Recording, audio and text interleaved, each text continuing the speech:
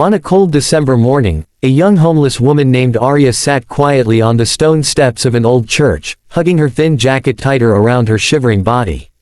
People rushed past her, some glancing with sympathy, others pretending not to see her at all. Arya had grown used to being invisible, to the world moving as if she didn't exist.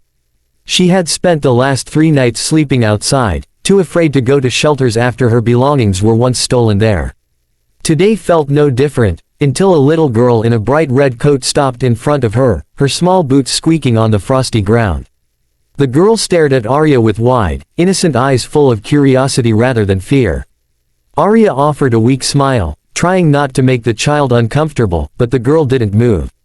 Instead, she tilted her head and studied Arya's face closely, as though trying to understand something unspoken. People walking by frowned at the girl's mother, but the mother stood back a few steps, watching quietly, sensing something meaningful unfolding between the two. Arya felt strangely exposed under the child's gaze, as if someone finally saw her, not her homelessness, not her dirt-stained clothes, but her. Before Arya could ask if the girl was lost or needed help, the child suddenly whispered, "I think you need a hug." Her small voice fluttered into the cold air, soft yet powerful enough to break through Arya's emotional walls. Arya blinked, startled. She hadn't been hugged in years, not since before life became a series of losses.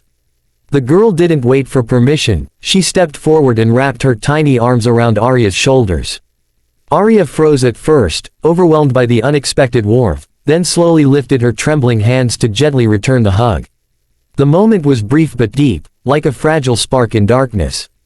Arya felt her throat tighten as she tried to hold back tears. "Thank you," she whispered, her voice cracking. The girl stepped back and smiled, the kind of smile untouched by the world's harshness. "My teacher says hugs make sad hearts feel warm again," the child replied proudly. Arya had no words, her heart felt both heavy and light at the same time. For the first time in months, she felt human, seen, and worthy of kindness. The girl's mother finally walked over, kneeling beside her daughter. "Sweetheart, we should let the lady rest," she said gently, but she looked at Arya with genuine concern. "Are you okay? Do you need anything?" Arya hesitated, embarrassed. She didn't want to be a burden, didn't want pity. "I'm fine," she lied with a shaky smile. But the mother wasn't convinced. She handed Arya a warm paper cup filled with hot chocolate. "Please take it," she insisted softly. "No one should be cold alone." Arya accepted the cup with both hands, savoring the warmth that seeped into her frozen fingers. "Thank you," she whispered again. The little girl sat beside her on the steps, swinging her legs. "Why are you sitting here? Did you lose your home?" she asked with the blunt honesty only children possess. Arya paused, unsure how much to share. "Life got a little difficult," she said gently. "But I'm trying to find my way back." The girl nodded seriously, as if she understood something deeper than her age suggested. The girl suddenly rummaged through her small backpack and pulled out a folded piece of paper covered in colorful drawings. "This is for you," she announced, handing it to Arya. On the page was a picture of a woman with a glowing heart, surrounded by stars. "It's you," the girl explained. "You look sad, so I made your heart bright." Arya bit her lip, holding back tears. "It's beautiful," she whispered. "No one has given me anything in a long time." The girl beamed proudly, her cheeks rosy from the cold. The mother checked the time and gently nudged her daughter. "We have to go to choir practice," she reminded her. But the little girl didn't stand. Instead, she looked at Arya again, her expression suddenly serious. "Can we help her more?" she asked her mother. The mother sighed softly, not out of annoyance, but emotion. "We can try," she answered, then turned to Arya. "If you're comfortable, the church has a community room. It's warm. I can ask the pastor if you can stay for a while." Arya's eyes widened. She didn't expect such generosity from strangers. "I don't want to trouble anyone," she murmured. But the mother shook her head. "You're not trouble. You're a person who needs a safe place." The girl nodded eagerly, taking Arya's hand. "Come inside. It's warm and smells like cookies." Arya let out a soft laugh, the first genuine laugh she could remember.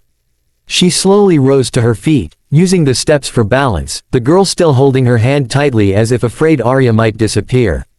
Inside the church, warm lights glowed against the stained glass windows, casting soft colors onto the floor. Volunteers hurried around setting up decorations for an upcoming Christmas event. When they saw the girl dragging Arya along, they looked confused at first, but the mother quickly explained. The pastor, a kind elderly man, approached with a smile.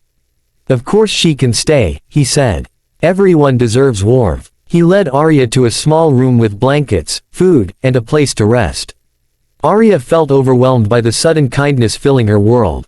As Arya settled onto a chair, the girl climbed onto her lap without hesitation. "You're safe now," she whispered, as if she were the adult and Arya the child. Arya wrapped her arms around her instinctively. The mother watched the scene with misty eyes. "My daughter has always had a big heart," she said.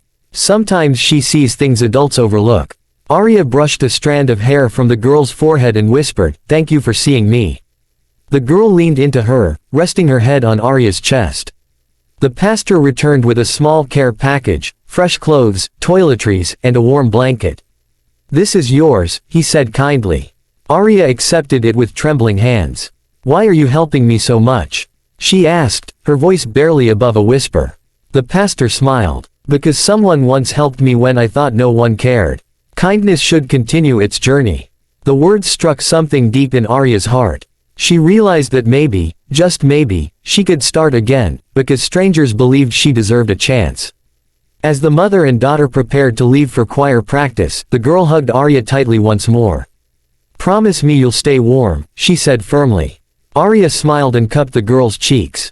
"I promise." The girl then placed the drawing she had made into Arya's hand. "Keep this so you don't forget your heart is bright," she whispered. Arya folded the paper carefully, as if it were the most precious thing she owned, because in that moment, it truly was. The hours that followed felt surreal to Arya. Volunteers dropped by to check on her, offering more food and warm words. The pastor spoke to a local shelter director who promised a safe bed for Arya that night, one supervised, secure, and respectful. Arya finally allowed herself to breathe. She looked down at the drawing again, tracing the bright heart with her fingertip. She felt warmth spreading through her chest, not just from the blankets or the room, but from the simple hug that changed everything. Later that evening, the little girl returned after choir practice and ran straight into Arya's arms. "See, you look warmer now," she exclaimed. Arya laughed softly. "Yes, because of you." The mother placed a gentle hand on Arya's shoulder. "You're not alone anymore," she said quietly. Arya glanced around the church, the lights, the voices, the kindness she never expected, and felt a tear slide down her cheek. For the first time in years, she believed in tomorrow. All because one little girl said, "I think you need a hug."